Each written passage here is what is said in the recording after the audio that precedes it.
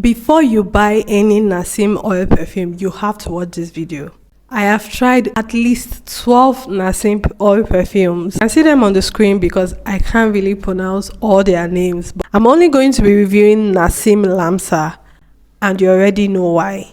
First of all, this perfume bottle made me millions. If you want to find out how, watch the end of this video. One thing I like about oil perfumes is that they last. I've heard funny things about oil perfumes and I'm like, who's your plug?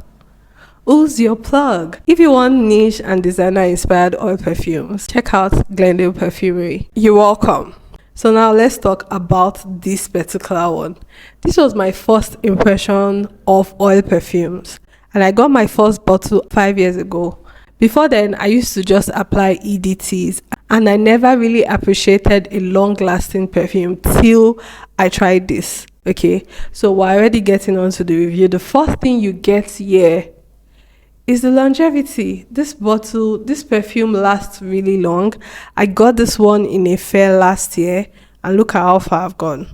To be fair, I don't reach for a lot of perfumes all the time, but for a tiny 24 ml bottle like this, I still get to wear it, and I haven't gotten to half. The performance of this fragrance is fantastic. The longevity is one to reckon with, okay? And that was how I made a lot of money. Just keep on watching. Now let's talk about the notes on this. So first of all, I'm typically not a fan of fruity fragrances. I find some of them to smell really cheap, but this clean fruity floral fragrance makes me so happy. I think it has to be the combination of mandarin and apple. It also has rose in it, but you know, I'm in between with the rose. But the mandarin, the apple, they hit you first, and your first impression is like, whoa, what's happening?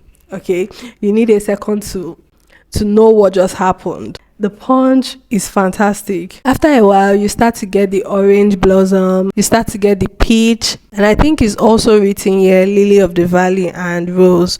I get the rose in the top note actually, and then it dries down with musk. If you know anything about me, you know I love musk as a fragrance note. For this perfume to dry down with musk, you know it's very seductive, right? Most sexy, alluring fragrances have musk in them, and this is no exception. It also has a hint of sandalwood and patchouli, but to me it dries down with vanilla and musk, and nothing beats that combination. The beautiful thing about the dry down of this fragrance is that it still retains the same punch as the first impression. The drying down doesn't dry down faint, it still stays strong on you. So one thing about fragrances that dry down with musk and vanilla is that they just tend to be one of the sexiest fragrances out there. I've tried out so many fragrances with this dry down, and I can tell you it smells mature, it smells elegant, and it smells sexy. Damn right sexy. You'll get a good projection with quality oil perfumes, and this is one of them. Why I prefer this to the other Naseem oil perfumes I've tried is because this leans more clean, more English than the other ones. The other ones are a bit more Arabian to my liking. Hi, so I lost a few of my clips there, but how I made money with selling oil perfumes, or this one and several other oil perfumes to be fair, was during my NYC year, which is the youth service thing that we do in Nigeria. So I had access to a lot of coppers, a lot of young people like me, and anytime I get a compliment, I would always tell them that I have something like that.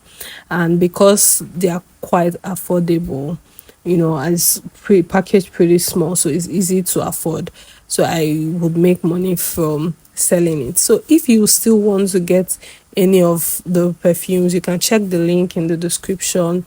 If you want to get niche and inspired designer inspired oil perfumes, you can also use my discount code in the description. Thank you.